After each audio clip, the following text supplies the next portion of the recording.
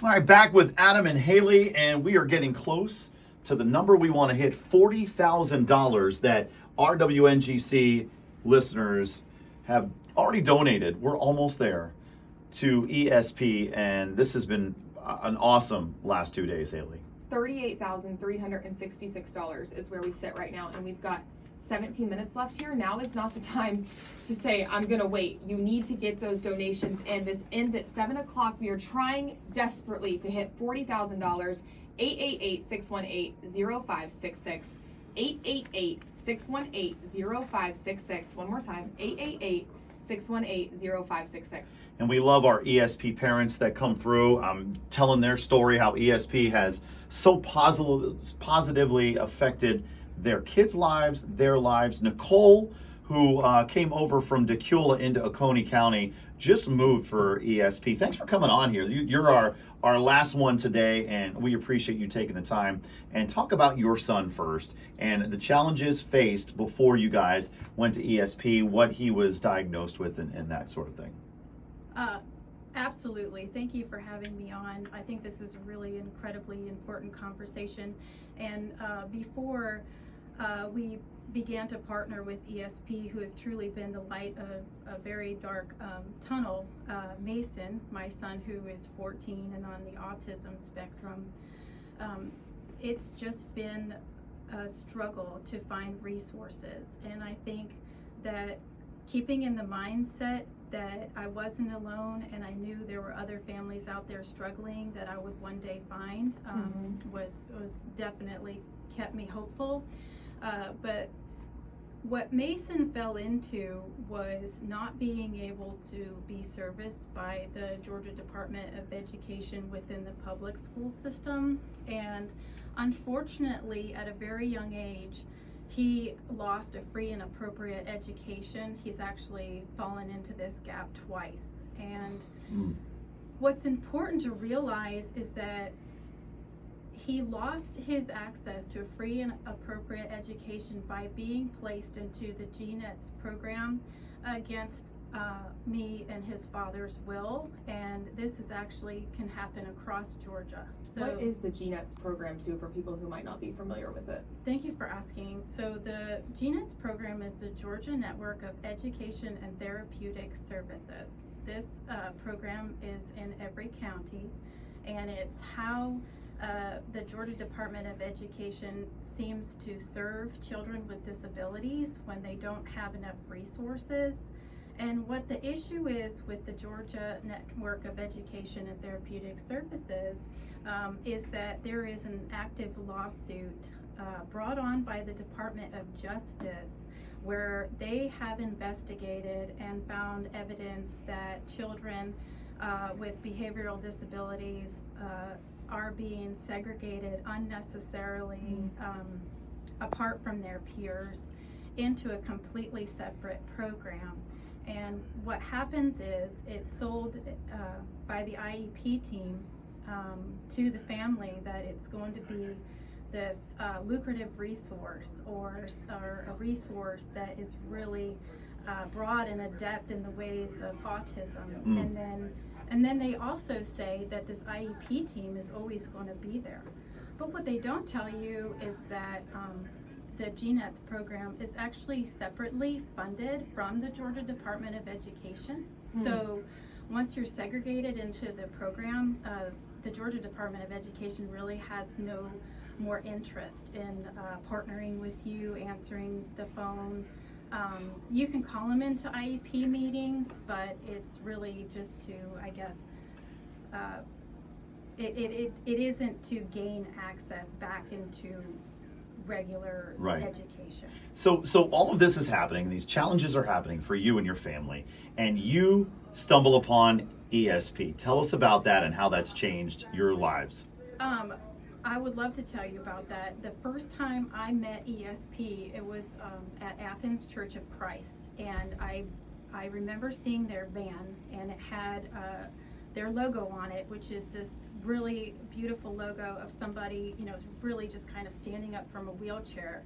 And I was like, had so many questions about that, like, where are these what is this organization? And there was actually an ESP, like they were planted in that church. And so we could go to that church and they would watch Mason while we were in church. And then they told me, and I learned that there was this camp. It was an overnight camp. And I could not believe that maybe I had happened upon some respite. Yeah. I was like, what are you telling me? You can take my son for a week? And I can trust you to do it? Yeah, it was like stumbling upon a grand gesture, Wow. So I think it was soon after that we had moved from Cobb County, where we had got placed in Haven, which is a GNETS program, and we never even stepped foot in it. And so we moved from Cobb to Gwinnett, and that's when we started going to ESP and found them. And the critical thing was when Mason was able to go to ESP camp, and he had access to these amazing collegiates that volunteer, he was able to be around more typical peers. And the love that they showed him and the love that they showed our family not only changed Mason's mindset, it changed my mindset. And that has been key to, I think, how we've been successful. Right. I can't imagine how difficult it is dealing with something like that. And I'm just putting myself in your shoes in my mind right now. And you are so educated about this, and I think it's so important that this conversation is had, because I know there's more families that are dealing with this that maybe aren't a part of ESP. What would you tell those families that are in your shoes right now, maybe dealing with the issue that you were talking about with the public school systems, and they haven't found ESP? What would be your advice to them? What would you say to them to encourage them? Well, to deal with the really heavy side of having a child on the autism spectrum who has behavioral manifestations because of that, is do not lose hope. And you have got to be mindful of your mindset that you are in good company. And I was very alone and in a dark place when I had to continually tell myself, you are not alone. These people are among you. I know it seems that you're fighting alone, so if you're out there and this is resonating with you, and maybe you've been placed in this program, you're not alone. The Georgia Advocacy Office should be in your back pocket at all times from an early age. They don't discriminate on how old your child is, especially if your child is low functioning. But the thing is, community shouldn't be a choice. It's a part of the fabric of our families. It's the fabric of our future, and this shouldn't have all been on my shoulders. Like, the communities need to take responsibility. They need to look at what ESP has done, because if you look at the photos of my son whenever he's engaged at ESP, it legitimately looks so basic. Like, Right. How is this love not catching on? So look towards them, look towards the light, and look towards how they're expanding.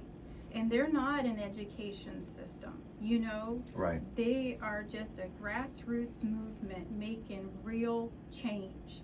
And that's why we moved on faith, because I knew if I get myself to Oconee, that it will be inclusive, and they'll see the work that our family has put into Mason's intervention because of the light ESP brought our family.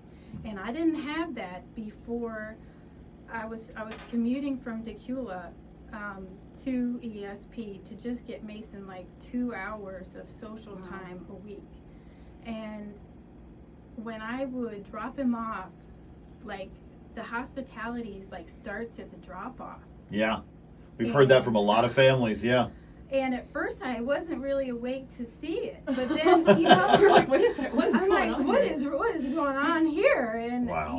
And then I would pick Mason up, and he has this really special buddy named Lonnie, and she looked me in the eye, and she told me that she loved Mason, and it took me a couple of weeks of her taking Mason, put him in the car, telling me she can't wait to see Mason again, that she loves Mason, that I started to be like, you love Mason? Oh, well, I think that I'm going to move here. Yeah. I gotta get here, because through loving, families, if we have a child with special needs or autism, we need that child to be loved, because that's how we are loved. Right. If you ostracize one individual in the family, the entire family becomes ostracized. So we need to be real thoughtful about that. So you're hearing Nicole, you're hearing the story, personal story that has affected her son, her family, her. And you hear this out there and you're like, okay, this is where I want to put my money. Mm-hmm. Nicole just laid it out there for you.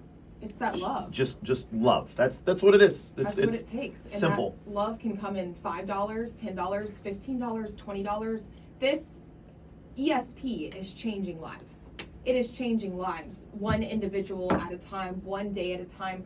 We have 6 minutes left in this radiothon that has been going on for 2 days. Adam and I have been on the air for, I don't even know how many hours at this point. We've talked to so many participants and their families, and this is something that you need to donate to. If you've already donated, donate again. Let's get this number as high as we possibly can. All right, our number is 888-618-0566, 888-618-0566. Nicole, who we just had on here, has actually been volunteering answering phones back there.